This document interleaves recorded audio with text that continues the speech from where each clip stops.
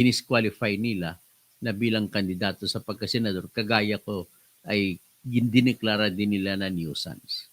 So, ibig sabihin, nagpapakita lamang po niya na napaka-careless nila, napaka-alam nila na ang mga tao ay kwalipikadong tumakbo, pero tinatanggal nila. Kagaya sa akin, kwalipikado ako, I insist in the eyes of God, kwalipikado ako tumakbo pagkasenador.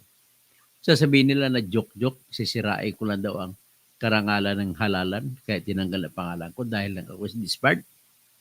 Yan lang katwiran nila. So ngayon, nang dahil sa utos sa Supreme Court, ipinasok ng Supreme Court ang pangalan ni Mustafa Sober. So malamang, hindi na natin, malamang susuportahan natin si Mustafa sa pagpatakbo ng senador. Kasama sila yung ibang mga kinakawawa nila, mga bagol at buto natin. Pagkatapos, inutos na ibalik din si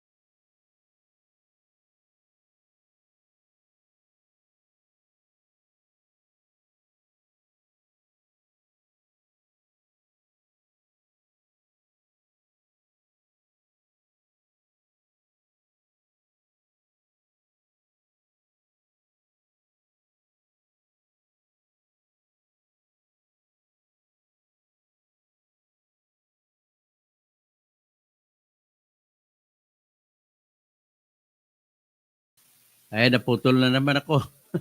Hindi ko alam ko bakit. Dire-diretso lang hanggat sa nabutin itong aking at least bantay na kayo. Lagi pinuputol ang aking vlog. So ang ginawa to ni, ulitin ko lang, ginawa ni George Erwin Garcia, siyang nagdidikta sa lahat ng komisyoner, ay tinanggal ang maraming mga, kung ayaw nila, kasama si Edgar Erese, kasama ako, kasama si Subair Mustafa, marami kung hindi ilang personal na mukha mo, talagang tatanggalin ka na gagawin ka, tawagin kang nuisance candidate. Tawagin ko pa po kayo na tinatawag na ang kandidatura mo po ay makapagbibigay ng masamang pangalan sa ating halalan. Yun ang katwiran nila. So ngayon, kasama ako doon sa tinanggal. Kasama rin din si Mustafa Sober ng Workers' Peasant Party na kasama ni Attorney Sani Matula. So, natanggal ako. Pareho kami nag-apila. Tapos, nag-apila rin to si Igay Risi. So, 5 sila lahat. Yung January 6, ang ginawa ni Erwin Garcia at saka mga kawilik, nag-imprinta sila ng baluta. So, nag-imprinta sila baluta, January 6, tuloy-tuloy na. Nang umabot, January 14, or 8 days to be exact, nagpalabas ng TRO, Temporary Restraining Order, ang Supreme Court. Napilitan sila ngayon itigil ang pag-imprinta. Nung itinigil ng pag-imprinta ng official ballots, mahigit 6 na milyon or 6 na milyon na po ang na-imprinta. So, 6 na milyon na imprinta, kailangan nilang tigilin ang pag-imprinta sapagkat idadagdag nila ang pangalan ni Mustafa sa na kandidato. Idagdag nila.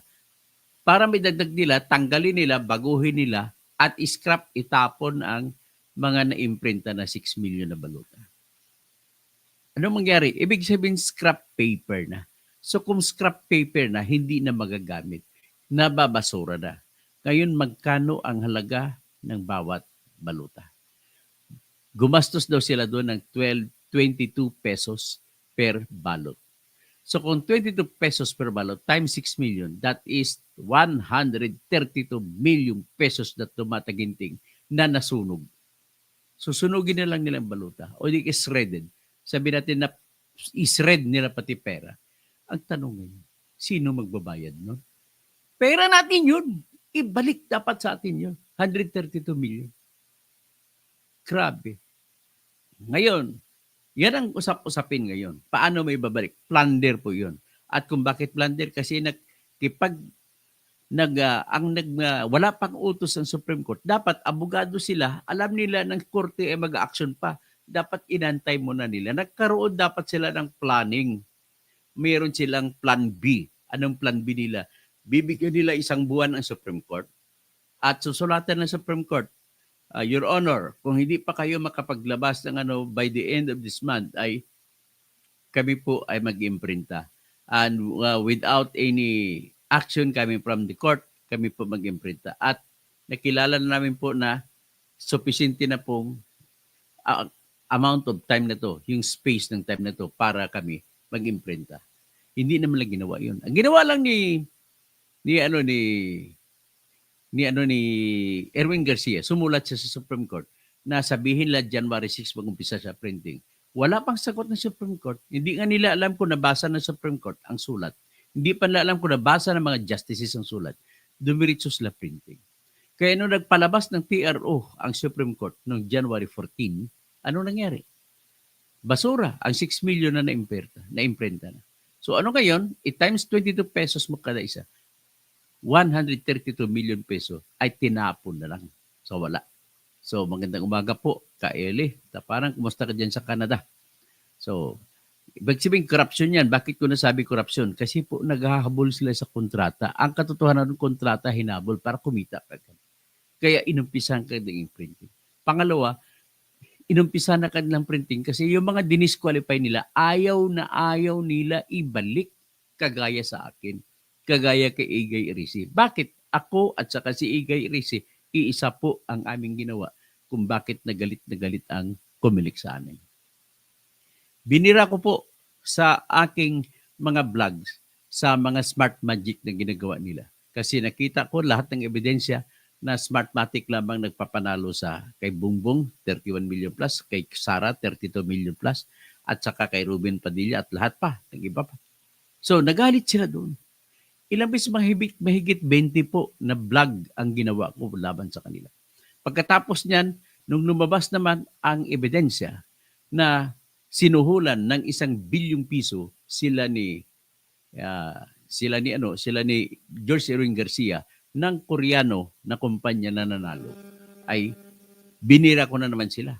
At ang ebidensya pa dyan, naghulog ng tig $100 sa kada account at nang inhulog sa account na lumabas ang deposit slips, lumabas ang resibo ng bangko na hinulugan na ang may-ari ng account ay si George Erwin Mujica Garcia at may complete address pa. So, confirm na sinuhulan ka. Kaya naggalit siya. Di tinanggal ko. So, isa sa tinanggal niya si Mustafa Sober. Ang ginawa ni Sober Mustafa ay nag-apila sa Supreme Court. Nung nulabas, January 14, nag-TRO Supreme Court, inutos na ilagay ang pangalan ni Sober Mustafa. So, wendang, kailangan gibain, sirain nila ang na-imprinta nila. 132 million. So, ngayon na na-discover ko naman, mga katoto, anong nangyari? Na-discover ko po, Super Mamsi, Kaeli, si Juan de la Cruz. Na-discover ko na ang mga PCOS machines na ginamit noong nakaraang mga eleksyon na binili ng COMELEC ng 1.8 billion pesos ay binenta nila ng 149 pesos bawat computer. Puta! Bakit binenta nila sa ganun? Ang dami-dami pa mga pyesa no na pwede gamitin at tumatakbo pa yun. Pwede nila ibenta sa ibang bansa kung gusto nila. Pwede nila ibenta balik sa Smartmatic kung gusto nila. Sa totoo lang, magagamit pa yun. Yan ang theory ni A.G. Rizzi. Magagamit ba yun? Ano ang inaatat-atat ninyo na bibili kayo ng bago para kumita kayo sa suhol, sa bribery? Ito po ang balita na nabasa ko. Na binenta ang computer, ito sa halaga na 12 million lamang ang 81,000 mahigit na computer na Picos. At kung kwentahin ko, lumalabas 149 pesos lamang ang bawat isang computer. Ganon katindi. O ito, i-share, basahin nyo. Ayan, basahin ninyo. Ayan, Comelec sells old Picos. Old Picos machines for 12 million. Hindi ito na malaya ng tao. December 21 pa ito na balita, nakarang December. Benenta nila. Hindi mo lang man lang nakapansin ito. Kasi December, busy ang mga tao sa mga Christmas party. Ano ito? December 21, di Christmas party na ito. Ayan. So ngayon, pag binasa mo dito, the Commission on Elections has sold the old precinct count optical scan machines used in previous elections for 12.26 million pesos. There were 81,776 Picos machines. Oh, so ngayon, ang gagawin nyo, 12,260,000 pesos divided by 81,776 Picos machine. Ang sagot po ay 149 na mayroong digits pa nakatira. So 149 pesos lang pagbenta nila. So ngayon, binili nila ito noong para sa 2013 election, binili nila yan sa halaga ng 1.8 billion pesos. So magkano ang nawala per machine? Ikwentahin natin. So kung 1.8 billion pesos, 1.8 billion, kwentahin natin. So, 1 billion. So, yan, 1.8 billion divided by 81,776. So, nalugi, no? Nalugi tayo ng 22,000 bawat computer na binenta nila. Ganon po ang nangyari sa atin. Papahig ba kayo doon? Binenta lang 150 pesos, 149 pesos ang kapital at 22,000. Ganun po. Isa na naman tong ground for impeachment naman sa kanila. Kakasuhan ko talaga sila dito. Ganun po nakita ninyo. So, yan ang ating Comelec. Yan, ano pang gagawin ninyo? So, anyway, I just want to tell all of you na hindi po ako natutulog. At gumawa po ako ng hakbang.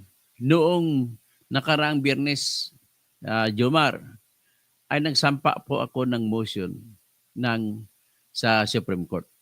Jomar, huwag kang maglala, padalang kita allowance mo mamaya. At ang aking motion ay hinihingi ko na i-cite in contempt si Garcia at lahat ng opisyal ng Comelec.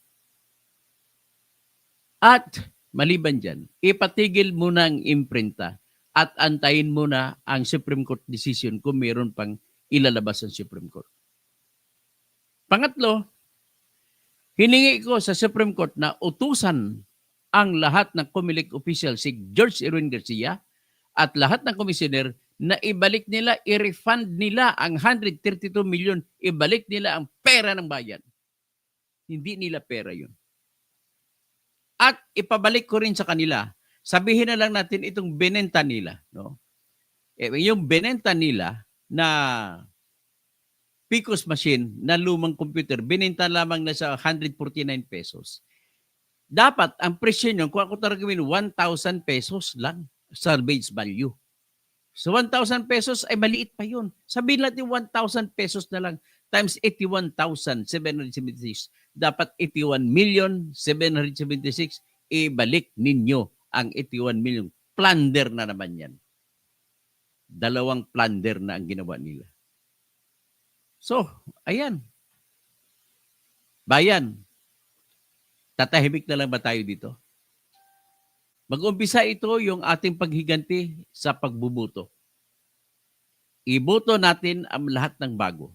Lahat ng mga itong nakatawatakbo sa BBM side, sa Duterte side, ay puro yan mga kurakot.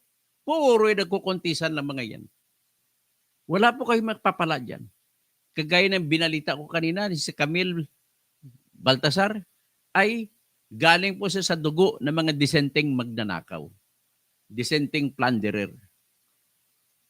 Ang pinupunto ko doon na ipagawa yung C5 daang hari sa pamamagitan ng ginawa ni Villar sa pagsingit ng 4.4 billion sa project para sa C5.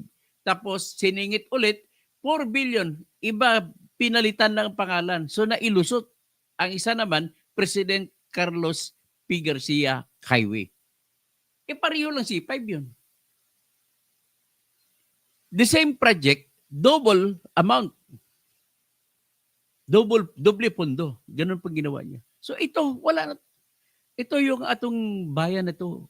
Lagi lang tayo lugi dito. Gising na po tayo lahat. Salamat tayo. Mayroon na mga social media nito. Dati ang naka-broadcast kagaya nito ginagawa ko. Ngayon ay yung mga radio station lang. Ngayon, at least dahil sa internet, dahil sa YouTube, dahil sa Facebook, dahil sa Twitter at iba pa, ay nakakapag-broadcast na tayo. So, maraming salamat po. Sino pala na-interview mo, Super Ma'am? Sino matanda? Sino matanda? Dapat alisin ang mga taong corrupt, grabe. Unibert, wala nang pag-asa ang Pinas. May pag-asa pa naman sa boto. Itong last chance, give them last chance itong sa pagboto natin sa May 12, 2025. Nakakalunos, Unibert. Tapos White Oraboros, Dr. Angel Toto, may lumalabas na printout ng 2025 BICAM report. Ang sabi nila, may mga blanco daw po. Asan yun? Hindi ko alam. Mayroon ka bang nakita BICAM report? Anyway, may kopya naman po ako ng Final General Appropriations Act 2025. Pero hindi ko nakita ang BICAM. Kumbaga kung blanco, ay sinigit-sigit nila niyan. Tapos, sino pa? Si Siputin ay Super Mamsi, sabi niya. Impeach Erwin Garcia na talaga. Si Bernie Pinto Sr. Okay ha? Good day, Busing. Ingat. So, Bogs Adams. Tapos si Siputin, Super Mamsi. Univert Virginia Bunaw. Good morning, Dr. Attorney Engineer Toto. Expert talaga si George Erwin Garcia sa paglustay ng pundo. Siya pala ang lustay na totoo. Mas matindi pa kung lumustay kaysa kay Sara Duterte. Biro mo paglustay niya, 1.8 billion pesos. Baliwala lang. Binenta niya yun sa 139 pesos bawat isa. Grabe. Biro mo, gagawin ko lang yun kung ako bumili nun. Kukunin ko lang mga pisa-pisa, pira-persen mga pisa, tapos ibenta ko. Kikita na ko. Sa bawat computer, kikita ako ng hindi bababa ng 5,000 piso. Ganun lang kasimple yan. Juan de la Cruz, hindi kaya sinabi ni BBM na now is not the right time dahil alam niya, loyal ang mga senador niya kay Duterte. Tama po kayo. Pero ang isang totoong dahilan po, isisiwalat ko na yan. Kumbinsido na ako po na yung pandaraya sa Smartmatic, si Duterte po may gawa nun para manalo si Bongbong. Kaya ayaw ni Bongbong kontrahin mga Duterte, baka si Duterte na amang salita na nanalo lang siya dahil sa Smartmatic. Rodi Santos, good morning. Engineer Toto Kosing, kaya natin to. Tapos Super Mamsi, Eliseo Taparan, Vera Mires, ninakawan na nga gobyerno na nilulugi pa sa pagbenta ng pikos na sobrang barat. Sobrang barat talaga. Matindi. So Nelly Di Carmel, mabuhay ka po Sir Toto. Good luck. Erlinda Bitman, good evening Sir Toto Kosing. Thanks. So Mayrin Pabilio, Bonasera po. Ay nagmamadali, masayang tuloy ang Milyones. Ganon, ganon na lang yan, Tony. Yan. Ederstein, madaling araw dyan, katoto. Frederick Iloro. So, ganon. Anong gagawin natin? Magdasal na lang muna tayo. Wala tayong magagawa. RC, ba't magdasal tayo na magpakamali sila, na magbibigay pa sila ng maraming ebidensya laban sa kanila. So, iyakan na. Ayan, tara. Bagong kaso naman ito. Yes, bagong kaso na naman yan. Mon Samson, Manila Bulletin. Okay. So, yan po ang inyong opisyal ng bayan. So, hanggang dyan lang muna tayo ngayon at maraming salamat po, Super Ma'am C. Good morning po sa lahat. At pasensya pala, at ilang beses pinatay, 2 beses namatay. Inatake ako ng mga kalaban. Mabuti. Ginawan ko na naman ng paraan, kaya nabalik tayo. Pero mo, pinatay tayo, nakairita.